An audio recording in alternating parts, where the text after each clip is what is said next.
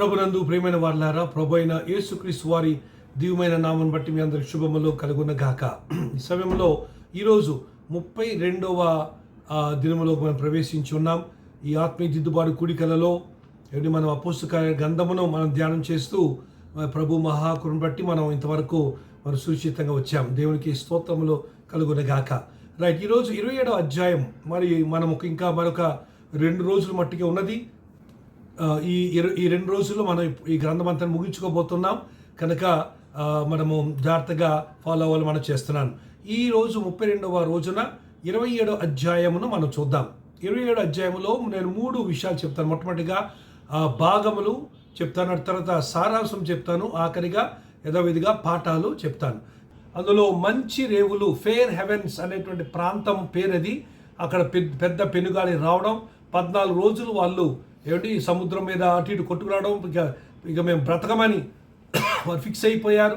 అటువంటి పరిస్థితుల్లో మరి దేవుడు అద్భుతమైన రీతిలో పౌలుని దూత ద్వారా దర్శించి ధైర్యపరిచి, పౌలు ద్వారా తుఫాన్లో ప్రభువు పనులను మరి పాటించి, అది వారు తెలిగిపోయిన పౌలును చూసి వాళ్ళు ధైర్యం తెచ్చుకున్నారంట. ప్రభు పనులను ఆచరించిన వారికి ధైర్యము మరి ఆరోగ్యము, క్షేమము, విడుదల అవన్నీ జరుగుతాయి. కనుక ఎప్పుడు కూడా ప్రభు పనులని మరి మిస్ అవ్వద్దు.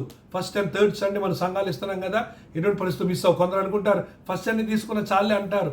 అసలు ఆది సంఘంలో అనుదినము రొట్టె విడిచారట. తర్వాత ఇక పరిస్థితులు బట్టి ఎప్పుడు వీలైతే అప్పుడు విడిచారట.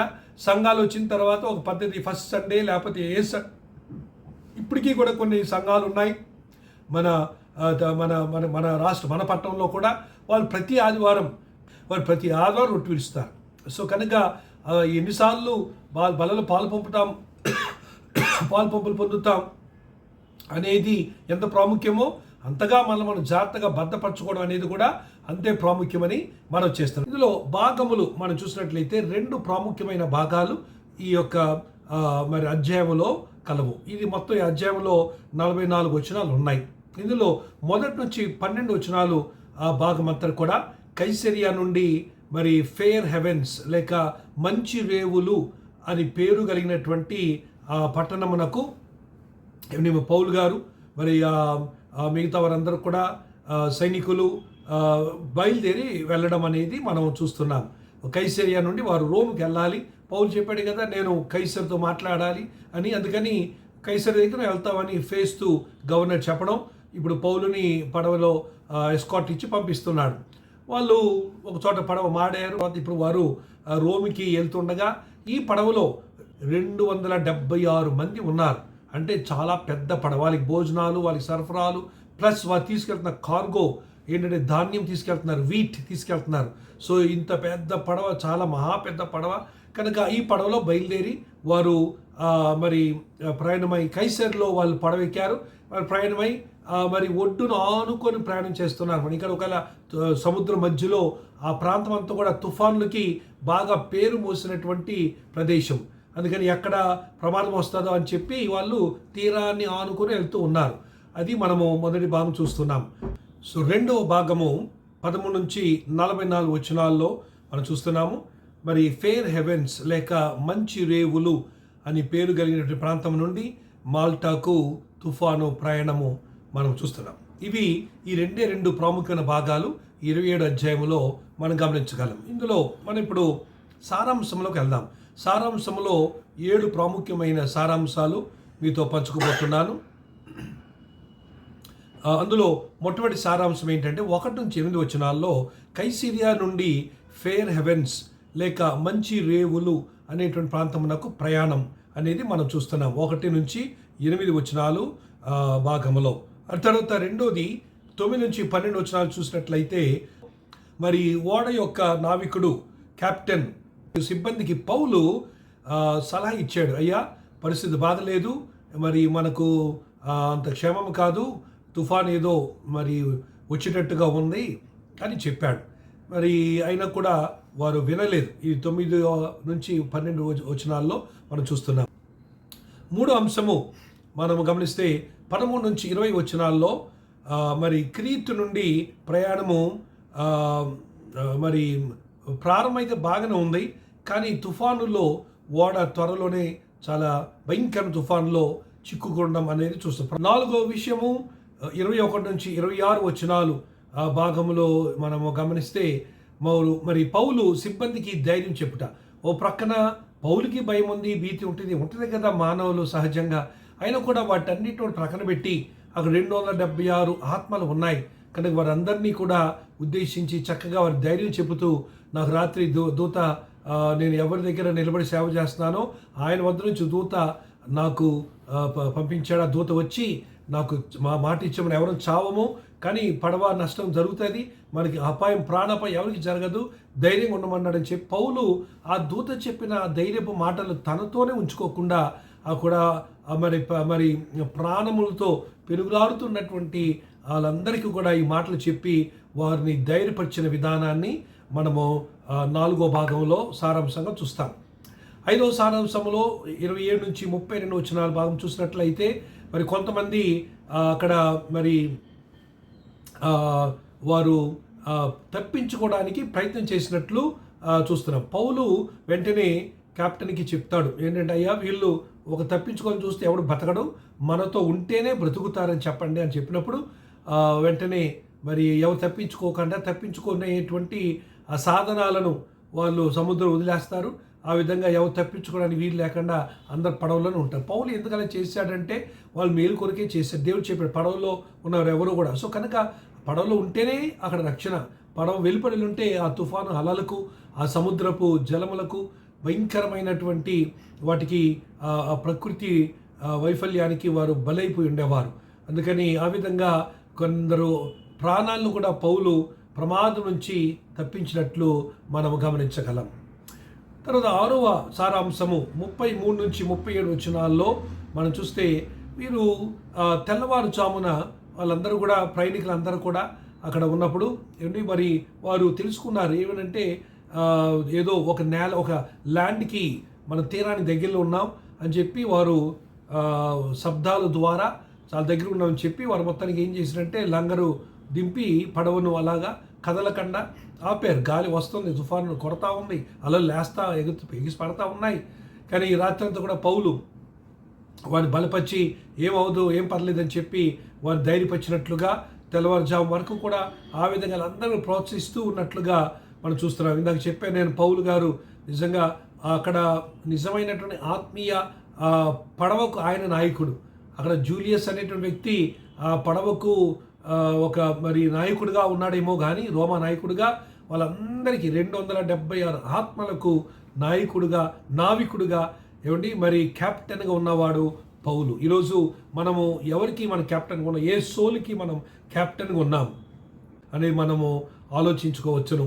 సో ఇది 6వ విషయం. 7వది ఆఖరి సారాంశం చూసినట్లయితే మరి ఓడ ఒడ్డు కొట్టుకొని రావడం, ఓడ ముక్కలైపోవటం, వీళ్ళందరూ కూడా ఆ ద్వీపం దగ్గరికి వారు సురక్షితంగా ఏ ఒక్కరు కూడా నాశనం అవ్వకుండా చనిపోకుండా అందరూ సురక్షితంగా అక్కడ రావడం మనం చూస్తున్నాం. రండి ఇప్పుడు ఈ పాఠాల్లోకి వెళ్దాం త్వరగా. నంబర్ 1 మొదటి పాఠం 22వ వచనం చదువుదాం. దైవిక మార్గదర్శకత్వంపై నమ్మకం ఉంచాలి. 22వ వచనం చూడండి. ఇప్పుడైనను ధైర్యం తెచ్చుకొనుడని మిమ్మల్ని వేడుకొనుచున్నాను. పౌలు గారు చెప్పారు, వారందరూ విన్నారు, వారు చక్కగా నమ్మారు. ఆ తర్వాత వారు ధైర్యం కలిగి వారు జీవించగలిగారు. దేవునికి స్తోత్రములు కలుగును గాక. ప్రియమైనటువంటి వారులారా, మరి ఈరోజు ఈ యొక్క సాయంకాల సమయమున 32వ రోజు SRP దిద్దుబడి కుడికలలో దైవిక మార్గదర్శకత్వంపై నమ్మకం ఉంచండి. దేవుని చిత్తానుసారమైనటువంటి నడిపింపులో ఉన్నట్లయితే నమ్మిక ఉంచండి. దిగులు పడద్దు, భయపడద్దు, చింతపడవద్దు. అర్థమైందా? దేవుడు తన సేవకుల ద్వారా, తన యొక్క బిడ్డల ద్వారా, తన యొక్క మరి ఆత్మ ద్వారా మనకి ఇచ్చే నడిపింపును సంతోషంగా స్వీకరించి వారు చెప్పినట్టుగా వెళ్దాం. కొన్నిసార్లు పాస్టర్ గారిని దైవజనుని సలహాలు అడుగుతాం, కానీ పాటించకుండా మన ఇష్టానుసారం చేసుకెళ్ళిపోతాం. తర్వాత పప్పులో కాలు వేసిపోతాం, చాలా ఇబ్బంది పడతాం, చాలా శ్రమల పాలు అయిపోతాం. అందుకని దేవుని సేవకులను సంప్రదించినప్పుడు ఆలోచించుకొని సంప్రదించండి. సంప్రదించిన తర్వాత చెప్పినట్లుగా సేవకుల ద్వారా దేవుడు చెప్పినట్లుగా చేయండి. అది మనకి ఎంతకైనా మరి చెప్పండి ఆశీర్వాదకరమని మనం చేసుకున్నాం. ఇది మొదటి పాఠం. రెండో పాఠం చూస్తే 25వ వచనం చదువుదాం.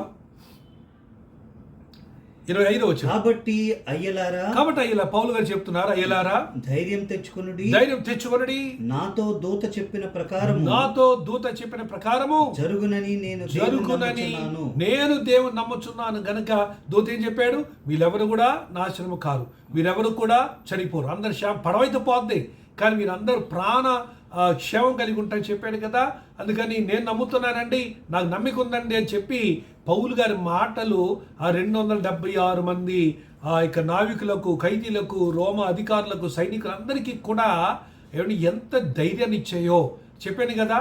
ఆ పడవకి నావికుడు ఒకడైతే ఆత్మీయ నావికుడు మట్టుకు పౌలే.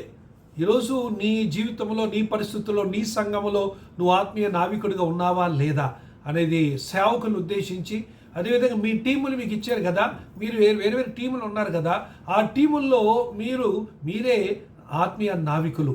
మీరు అటువంటి ఆత్మీయ క్యాప్టెన్ లాగా పనిచేయాలి.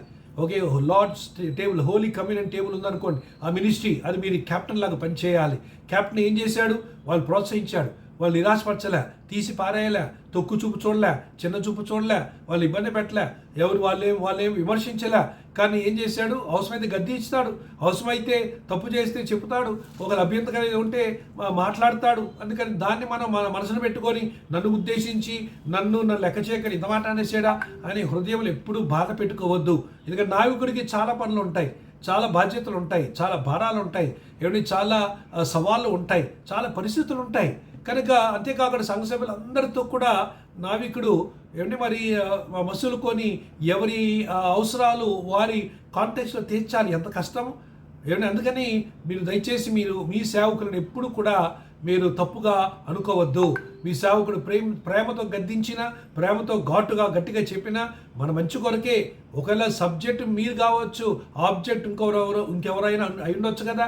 అంటే ఎవరిని ఉద్దేశించి మీతో మాట్లాడవచ్చును కనుక అలాగే తీసుకోవాలి, అర్థం చేసుకోవాలి. ఆత్మీయ పరిపక్వతలో మనం ఉన్నట్లయితే మన ఆత్మీయ నావికుడు, మన స్పిరిచువల్ క్యాప్టెన్, చర్చికి పాస్టర్ గారి క్యాప్టెన్ అయితే, మరి చర్చిలోని టీమ్స్కి టీమ్ లీడర్ క్యాప్టెన్ అయితే, మరి ఆ ఇంటికి హస్బెండ్ భర్త క్యాప్టెన్ అయితే, ఎలాగ మరి పౌలు నడిపించాడో, ప్రోత్సహించాడో, ధైర్యం చెప్పాడో, తుఫానులో ఆయన వీళ్ళందరినీ నిలబెట్టాడో, అలాగా తుఫానులు మన జీవితంలో ఎదురైనప్పుడు క్యాప్టెన్ నిలబడాలి. దేవునికి స్తోత్రం కలుగున గాక. హల్లెలూయ. ఇది 2వ పాఠం. 3వ పాఠము మనము చూస్తే 10వ వచనం చూద్దాం. 10వ వచనము హెచ్చరికలను పాటించడం యొక్క ప్రాముఖ్యత పౌలుగా చదవండి. 10వ వచనం చూద్దాం. ఇప్పుడు పౌలు అయ్యలారా ఈ ప్రయాణం వలన సరుకులను ఓడకును మాత్రమే కాక మన ప్రాణములకు కూడా హాని బహు నష్టము కలుగునట్లు నాకు తోచుచున్నదని చెప్పి వారిని హెచ్చరించాడు. ముందే చెప్పాడు, వద్దండి గాలి. నేను పౌలు ఇప్పటికి 3 యాత్రలు చేశానండి. అంటే ఎన్ని తుఫాన్లు ఎదుర్కొని ఉండాలి, ఎన్ని తుఫాన్లు తట్టుకొని ఉండాలి, ఎన్ని తుఫాన్ల నుంచి ఆయన మరి బయటపడి ఉండాలి. అనుభవంలో చెప్తున్నాడే కానీ ఖైదీ చెప్పే మాట మనం వినవేంటి అని తీసి పాడేశారు. ఏమైంది చూసారా? అటు సరుకు పోయా, పడవ పోయా, చివరికి ప్రాణాలు ఒక్కటే మిగిలాయి, కానీ ఆదాయం పోయా, అన్ని నష్టాలు. ఎన్ని నష్టాలు! దేవుడు చెప్పిన మాట హెచ్చరికలను వినకపోతే నష్టం. అర్థమైందా? హెచ్చరిక వినడం అనేది ఆశీర్వాదం, అభివృద్ధి, ఆశీర్వాదం. కానీ హెచ్చరిక వినలేదనుకో, you are the one who will suffer. నువ్వే సఫర్ అవుతావు. ఇవి గుర్తించుకోవాలి. మనం నేర్చుకుంటున్నటువంటి 3వ పాఠం. 4వ పాఠం 23వ మరి వచనం చూద్దాం. నేను ఎవని వాడనో ఎవరిని సేవించుచున్నానో ఆ దేవుని దూత గడిచిన రాత్రి నేను సేవించుచున్న వాని యొక్క దూత గడిచిన రాత్రి కాలంలో నా యొద్ద నిలిచి సౌలా భయపడకము నేను నీవు కైసరు ఎదుట చెప్పండి. సౌలా భయపడకము నీవు కైసరు ఎదుట నిలవలసి ఉన్నది. ఇదిగో నీతో కూడా ఓడలో ప్రయాణమైపోచున్న వారందరినీ దేవుడు నీకు అనుగ్రహించి ఉన్నాడని. అది చూసారా? అంటే ఇప్పుడు చెప్పండి, నేను చెప్పాను చూసారా? సారాంశం చెప్పా. ఈ 776 మంది ఎవరికి దేవుడు ఎవరికి అనుగ్రహించాడు? అందరినీ పౌలుకి అనుగ్రహించాడు. అంటే 276 మంది ఏమంటే ఇప్పుడు ఏమైపోయారు? పౌలు ఆత్మలు, వాళ్ళు ఆయన సోల్స్, ఆయన గెలిచేశాడు. ఆ దేవుని ఆత్మ చెప్పాడు, దేవుని దూత చెప్పాడు కదా వీళ్ళందరికీ అప్పగిస్తారని. ఎస్, అందుకని ఎంత అద్భుతం, మౌనంగా తుఫానులో ఆ 276 ఆత్మలు సంపాదించారండి. మన తుఫాన్లో మనం ఏం చేస్తాం? పారిపోతాం, గమ్ముకుంటాం, గప్చుకుంటాం, దాక్కుంటాం, దాచుకుంటాం, ఏమంటే మళ్ళీ మనం క్షేమం దాంట్లోకి వెళ్ళిపోతుంటాం. కానీ పౌలు లాంటి ఆ ఆత్మ రక్షణ భారం కలిగిన వారు ఈ దినాలు లేవాలి. సో ఇక్కడ నేను చెప్పాల్సిన విషయం ఏంటంటే, 4వ పాఠం ఏంటంటే, భయం అనేది అందరికీ కామనే. భయం అనేది అందరికీ వస్తుంది, భయం అనేది అందరికీ ఎదురిస్తుంది, భయం అనేది అందరూ కూడా పలకరిస్తుంది. భయం అనేది లేకుండా ఎప్పుడు కూడా సాగదు, భయం ఉంటుంది. కానీ ఆ భయమును దేంతో కప్పాలి? విశ్వాసముతో కప్పాలి.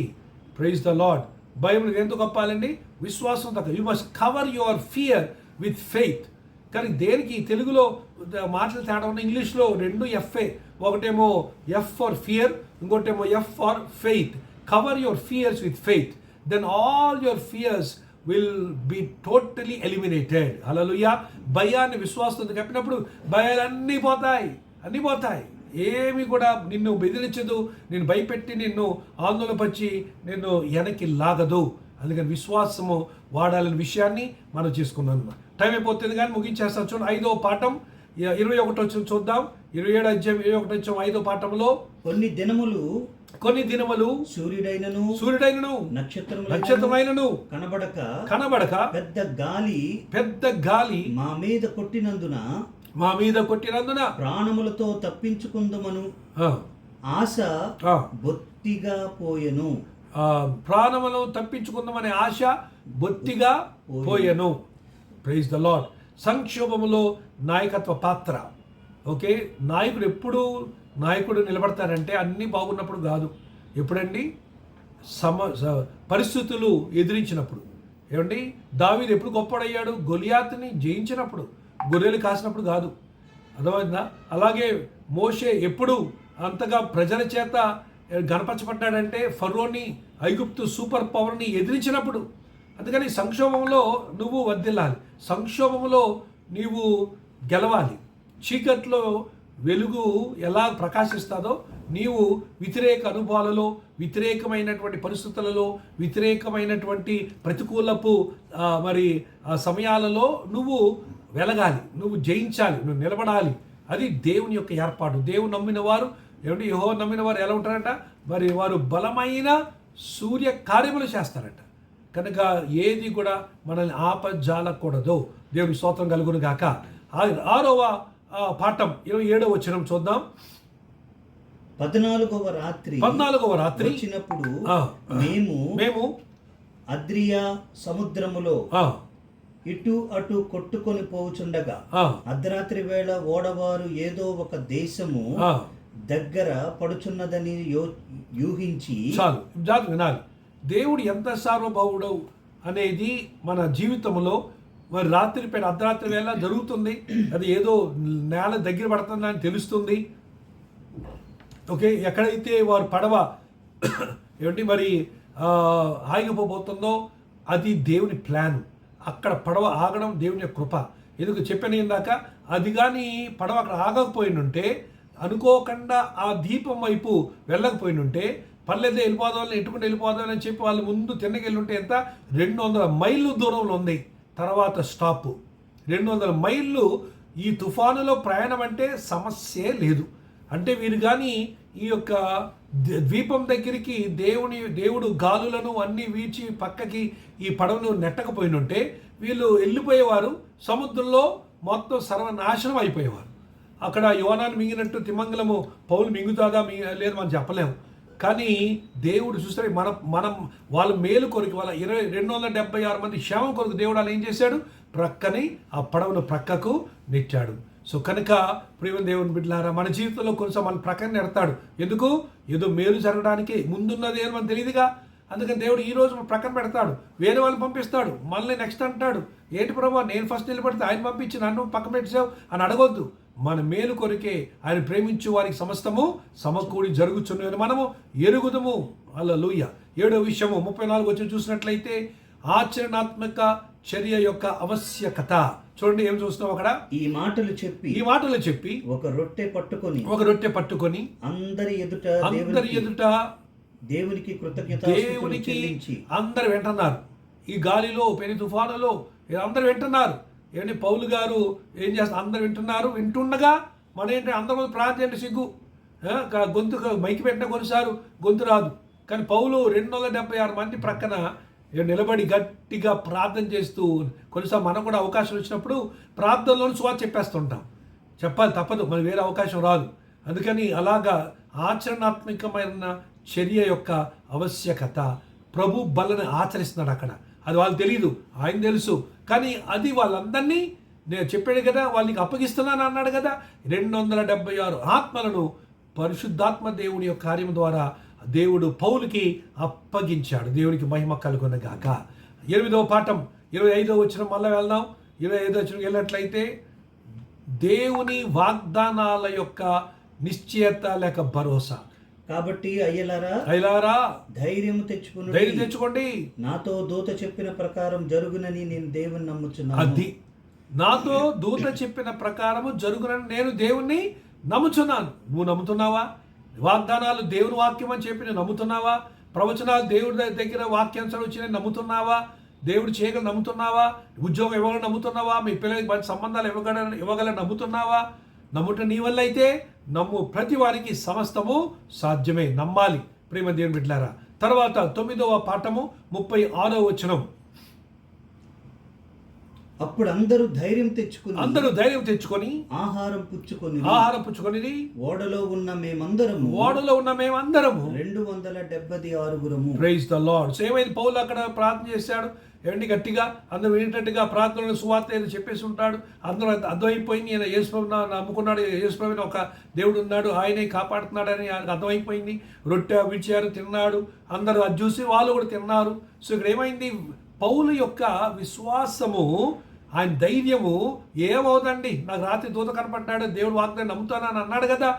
అందుకే వాళ్ళు నమ్మారు. పౌలు యొక్క ధైర్యంని, విశ్వాసం పట్ల ఆయనకున్న నమ్మికత్వం, స్థిరత్వమును వాళ్ళు నమ్మి ఏమండి పౌలుతో పాటు వారు ఫ్లో అయిపోయారు. అందుకని విశ్వాసానికి సాక్ష్యము వలన ఇవ్వడం వలన ఏమండి కలిగే ప్రభావం ఏంటి తెలుసా? 276 మంది పౌలు విశ్వాసం వలన వారు విశ్వాసులుగా మారగలిగారు. దేవునికి మహిమ కలుగును గాక. ఆమెన్. కనుక ఆఖరి పాయింట్ చూసి ముగించేస్తాను. 10వ పాయింట్ చూడండి. 10వ పాయింట్ 44వ వచనం.